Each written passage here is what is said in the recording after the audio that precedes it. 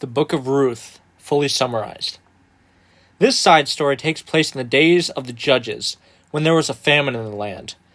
A man named Elimelech and his wife Naomi went from Bethlehem to Moab and had 2 sons, Mahlon and Chilon, who got married to Orpah and Ruth, respectively, in Moab after their father Elimelech died.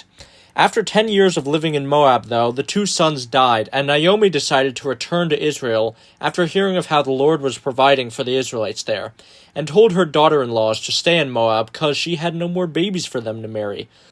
Orpah listened to her and stayed, but Ruth was super clingy and would not abandon Naomi. She said that she would be with Naomi forever and follow her gods, and so returned with her to Israel. When Naomi returned to Bethlehem, she told people to call her Mara instead because she was ashamed of her loss.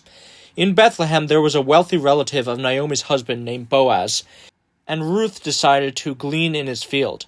Boaz took favor on her and invited her to glean in his field forever and eat his food.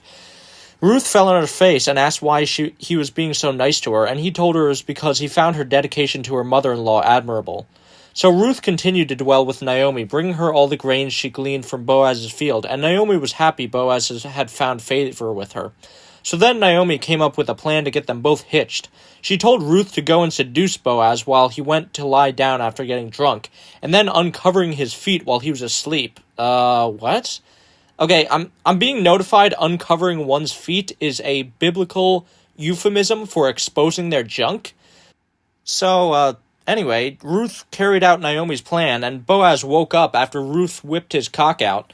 He saw Ruth before him, and she was like, "Spread those legs, sugar daddy, it's time to get freaky." For kids.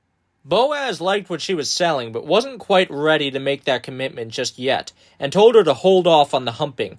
The next morning, he sent her back to Naomi with some barley.